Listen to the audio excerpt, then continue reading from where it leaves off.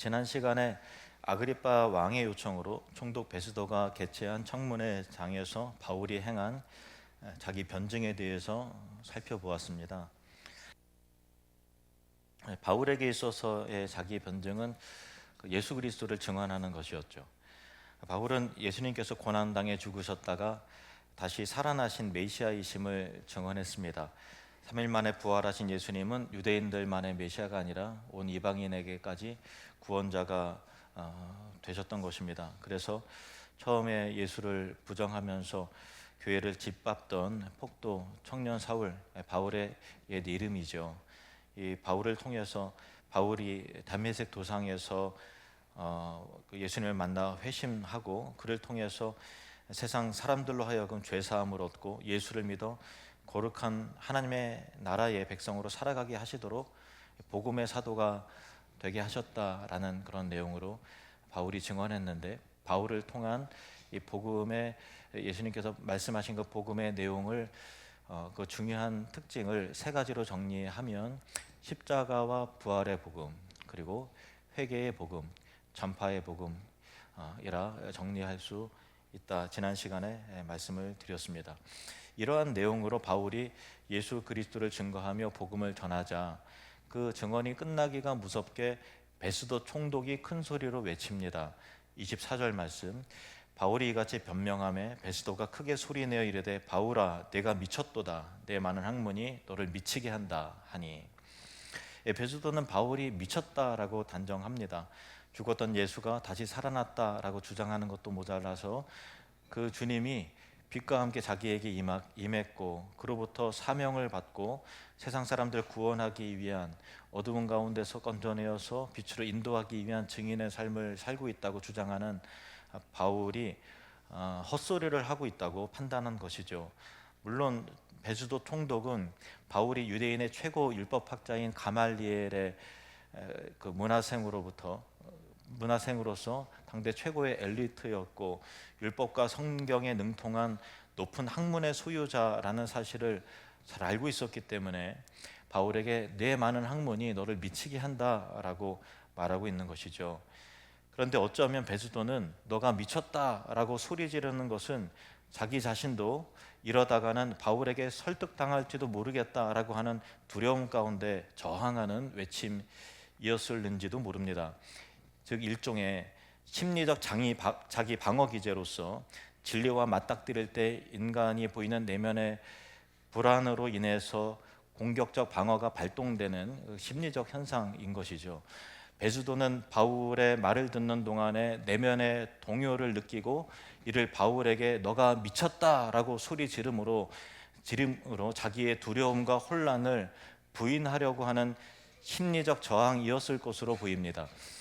영국의 저명한 변증가인 C.S. 루이스는 그의 책 순전한 기독교에서 하나님 앞에서의 인간의 저항은 두려움과 교만에서부터 기인한다라고 그렇게 말합니다. 두려움과 교만, 두렵지만 교만함이 있고 교만하지만 두려움 가운데 진리에 맞닥뜨리자 저항하는 것입니다. 총독 베스도는 진리 앞에서 이처럼 공격적이고 방어적인 태도를 가졌다면 회피적인 태도를 가졌던 인물을 소개합니다. 지금 베스도 총독에 앞서서 약 30년 전에 유대 총독으로 있었던 본디오 빌라도입니다.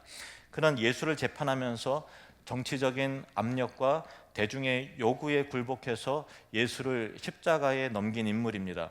그도 예수와의 그 재판 가운데 대화해서 그에 대한, 또 그가 말하는 그의 나라에 대한, 유대인의 왕과 그의 나라에 대한 어느 정도의 호기심이 생겼습니다. 그래서 더 많이 듣길 원했던 거예요. 요한복음 18장에 보시면 이에 빌라도가 다시 관정에 들어가 예수를 불러 이르되 네가 유대인의 왕이냐? 예수께서 대답하시되 이는 내가 스스로 하는 말이냐 다른 사람들이 나에 대하여 네게 한 말이냐? 빌라도가 대답하되 내가 유대인이냐? 네 나라 사람과 대제사장들이 너를 내게 넘겼으니 내가 무엇을 하였느냐? 예수께서 대답하시되 내 나라는 이 세상에 속한 것이 아니니라. 만일 내 나라가 이 세상에 속한 것이었더라면 내 종들이 싸워 나로 유대인들에게 넘겨지지 않게 하였으리라. 이제 내 나라는 여기에 속한 것이 아니니라. 빌라도가 이르되 그러면 네가 왕이 아니냐? 예수께서 대답하시되 네 말과 같이 내가 왕이니라. 내가 이를 위하여 태어났으며 이를 위하여 세상에 왔나니 곧 진리에 대하여 증언하려 함이로라.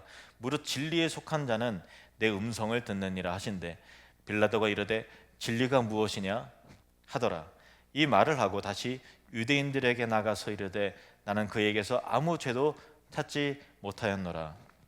빌라도는 예수가 말하는 왕과 그의 나라의 개념에 대해서 호기심을 가졌습니다. 그리고 마지막으로 그에게 진리가 무엇이냐라고 물었지만 예수님으로부터 직접 그 답을 들을 용기는 없었던 것입니다. 자신이 로마의 총독으로서 정치적 위치를 지켜내기 위해서는 진리에 관한 답을 듣는 것에 대한 두려움이 있었을 것이고, 그래서 그 두려움 앞에 진리를 애써 외면하고 회피하는 태도를 보인 것입니다.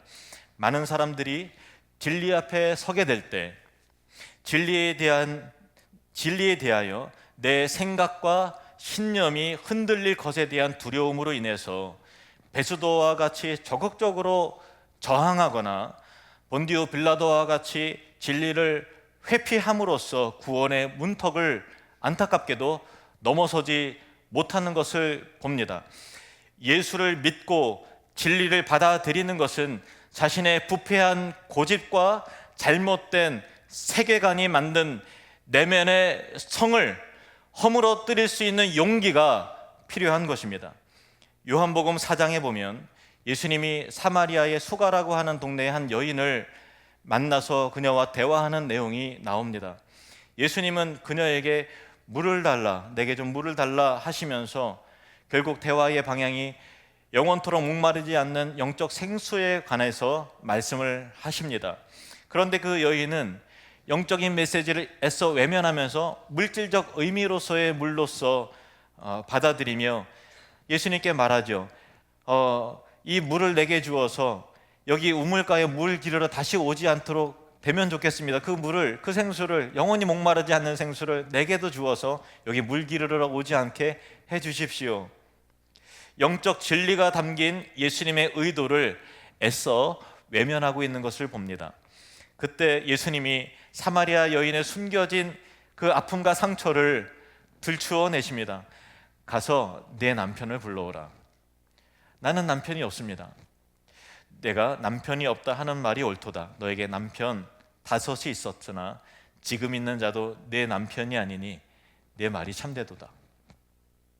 그녀의 삶의 복잡함과 부끄럽고 어두운 과거의 정곡을 찔러 들춰내시는 예수님의 말씀에 사마리아 여인은 어떻게 다 아셨습니까? 하고 더 이상 자기 방어를 하지 않았습니다. 그녀는 예수님과의 더 깊어진 대화로 인해서 주님을 메시아로 받아들이며 마음을 활짝 열었습니다. 사마리아 여인은 구원을 받았고 마을로 돌아가서 나의 모든 것을 아시는 메시아를 만났다. 내가 만난 그가 그리스도가 아니냐 하면서 전파했습니다. 그 마을에 많은 사람들이 예수님을 믿게 되었습니다. 이 사마리아 여인은 진리 앞에서의 심리적 방어 기제로에 대한 태도에서 돌이켜서 진리를 수용함으로 구원을 받은 것입니다. 하나님의 진리를 대할 때 우리의 마음과 생각은 기존에 가졌던 신념과 세계관이 쪼개지고 뒤흔들리는 것을 경험합니다. 이 세상을 만드신 분이 계시다고, 내가 죄인이라고, 예수님이 정말 실제 하셨다고, 그가 십자가에 달린 것이 내 죄로 인함이라고, 그가 정말 부활하셨다고, 구원은 영원한 하나님의 말씀의 진리 앞에 내 신념에 금이 가기 시작하고 세계관이 뒤흔들려 두려워질 때 이제 더 이상 저항하거나 외면하지 않고 겸손히 진리 앞에 자신의 무지와 오해와 죄악과 편견을 인정하고 무릎을 꿇는 자에게 구원의 은총이 임하는 것입니다. 그 겸손한 무릎이 여러분의 심령 가운데 있기를 주님의 이름으로 축복합니다. 잠언 3장 5절 6절 말씀. 너는 마음을 다하여 여호와를 신뢰하고 내 명철을 의지하지 말라. 내 지식을 의지하지 말라. 내 경험과 너의 판단을 의지하지 말라. 너는 범사에 그를 인정하라. 그리하면 네 길을 기도하시리라. 요한복음 8장 31절 32절에 그러므로 예수께서 자기를 믿은 유대인들에게 이르시되 너희가 내 말에 거하면 참으로 내 제자가 되고 진리를 알지니 진리가 너희를 자유롭게 하리라. 진리가 임할 때 두려워하지 마십시오. 진리를 알지니 진리가 너희를 자유롭게 하리라. 마태복음 16장 24절에 이에 예수께서 제자들에게 이르시되 누구든지 나를 따라오거든 자기를 부인하고 내가 알았던 지식과 경험과 가치관을 다 부정하고 부인하고 자기 십자가를 지고 나를 따를 것이니라. 한편 바울은 자신에게 너가 미쳤다라고 소리치는 베스도 총독에게 이렇게 말합니다. 25절에 바울이 이르되 베스도 각하여 내가 미친 것이 아니요 참되고 온전한 말을 하나이다. 그리고 이어서 시선을 아그리빠 왕에게 돌려서 말합니다. 왕께서는 이 일을 아시기로 내가 왕께 담대히 말하노니 이 일에 하나로도 아시지 못함이 없는 줄 믿나이다. 이 일은 한쪽 구석에서 행한 것이 아니니이다. 바울은 예수님의 죽임 당하심과 다시 사심에 대해 아그리빠 왕이 모르는 것이 없다고 확신하고 있었습니다. 그것은 아무도 모르는 은밀한 가운데서 일어나는 일이 아니라 모든 유대인들의 신앙과 삶의 중심지인 예루살렘에서 공개적으로 일어난 사건이었기 때문에 아그리빠 왕이 못 들었을 리가 없는 것이죠. 예수님의 삶 자체가 공개적이었습니다. 그의 복음이 공개적으로 이루어진 것입니다. 예수님의 십자가의 죽음은 공개적이었습니다. 다시 살아나심도 공개적으로 이루어졌습니다. 그러므로 대제사장의 임명관자인 동시에 예루살렘 성전의 공식적인 보호자였던 아그리빠 왕이 그 예수님에 대한 보고를 받지 못했을 리가 없는 것이죠. 그 소문은 못 들었을 리가 없는 것입니다. 바울은 그 사실을 지적하면서 아그리빠 왕도 이미 알고 있는 사실을 밝힌 자신의 증언은 미친 소리가 아니라 참되고 온전한 말이라는 것을 강조하는 것입니다. 그리고 바울은 아그리빠 왕에게 다시 말합니다. 27절에 아그리빠 왕이여 선지자를 믿으시나이까? 믿으시는 줄을 아나이다. 본문의 아그리빠 왕은 헤롯 대왕의 손자인 아그리빠 2세입니다. 헤롯 대왕은 본래 이방인이어서 이두메인이었는데 로마를 등에 업고 이방인임에도 불구하고 유대인의 왕좌에 올라서 헤롯 왕조를 일으킨 사람입니다. 그의 손자인 아그리빠 2세는 갈릴리아 베레아 지방의 현재의 분봉 왕이었지만 예루살렘의 대제사장의 임명권과 그리고 예루살렘 성전을 수호하는 공식적인 보호자이기도 했습니다. 이와 같은 그의 직책상 그는 이방인 이두메인의 후손이면서도 유대교와 함께 했고 성경과 율법 그리고 선지자들의 글, 유대인들의 관습을 잘 알고 있었던 인물입니다.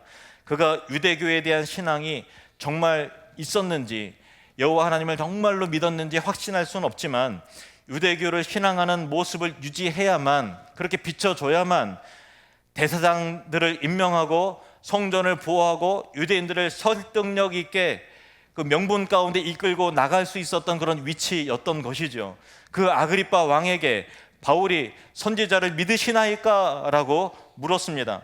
아그리빠 왕은 그의 직책상 선지자를 나도 믿는다라고 대답을 해야 했던 것입니다. 하지만 그는 선뜻 그렇게 대답하지 못했습니다. 만약에 선지자를 믿는다라고 대답을 하면 선지자들이 예언한 메시아가 곧 예수라는 바울의 증언을 공개적으로 시인해야만 되는 상황에 몰리기 때문이었던 것입니다. 그렇다고 나는 선지자를 믿지 않는다라고 부정할 수도 없었습니다. 그러면 성경과 선지자들의 예언과 하나님을 믿는 유대인들과 등을 지게 되는 것이었기 때문에 예루살렘 성전을 수호하고 대제사장의 명분을 임명하는 명분을 잃어버리게 되는 것이었죠. 이처럼 선지자를 믿느냐라고 하는 바울의 질문은 아그리빠 왕을 궁색하고 곤란하게 만드는 질문이었습니다.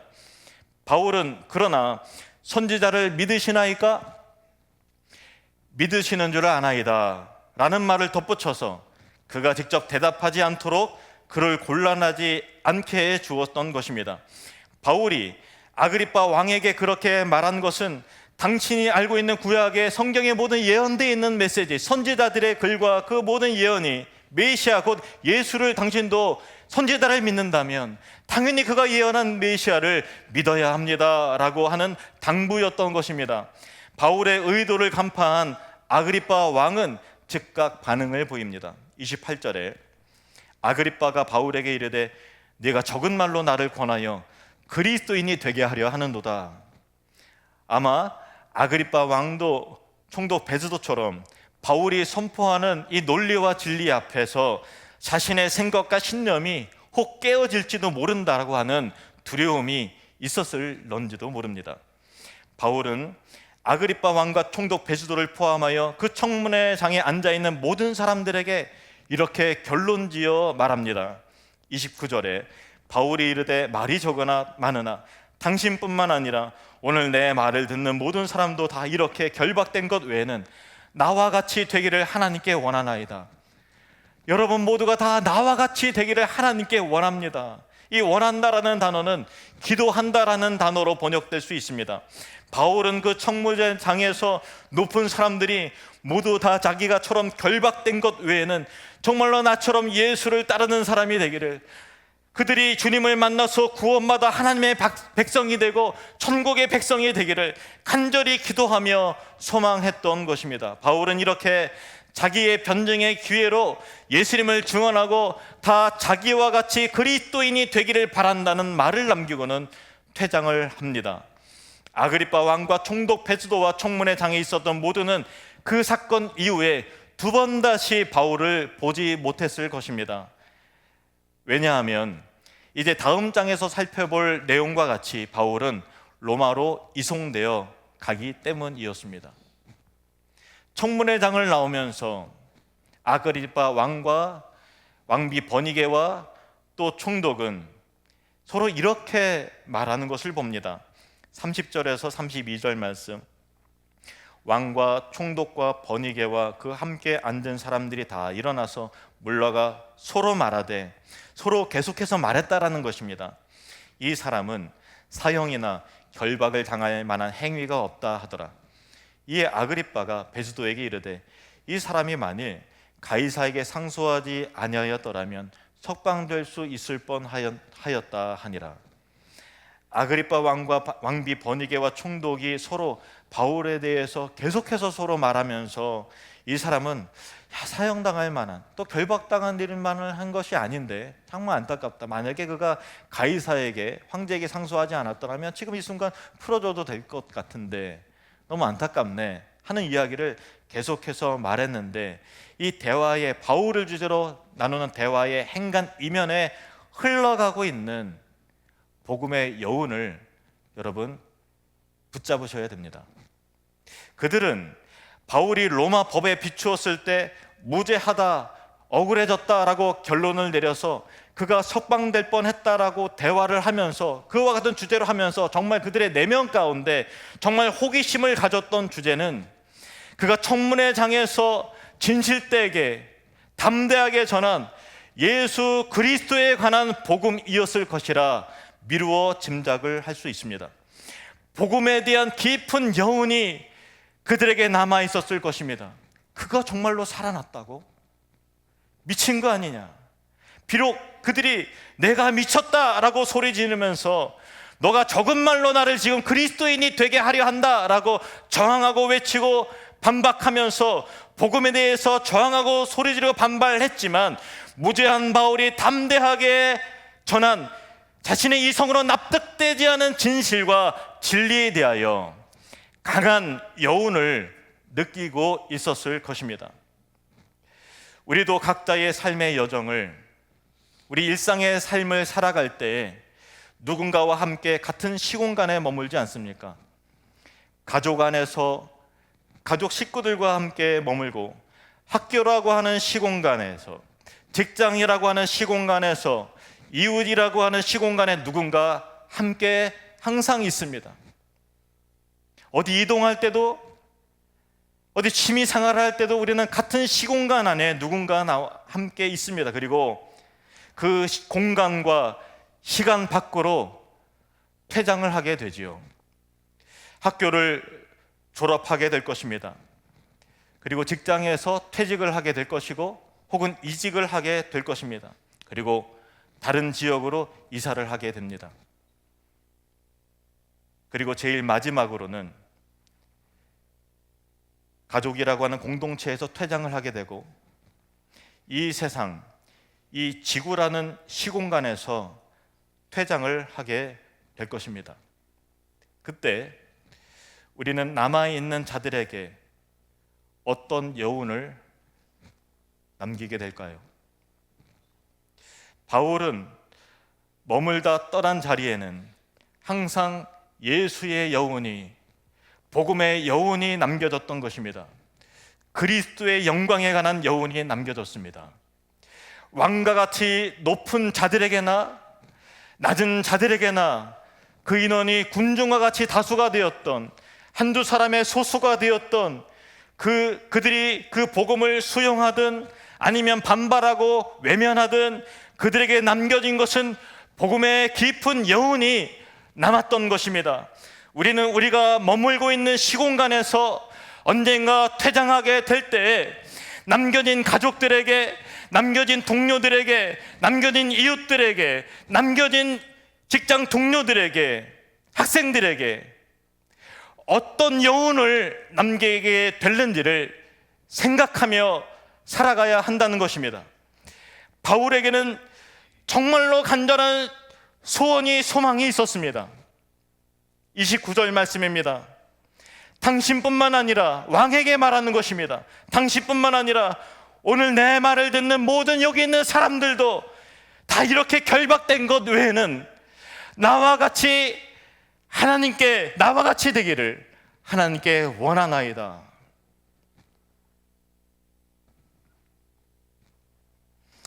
이제 조금만 더 지나면 따뜻한 봄이 되고 사랑 나눔 축제를 하게 될 것입니다. 복음을 남기는 삶보다 더 가치 있는 삶은 없습니다. 왜냐하면 예수 그리스도의 복음만이 영원하기 때문입니다.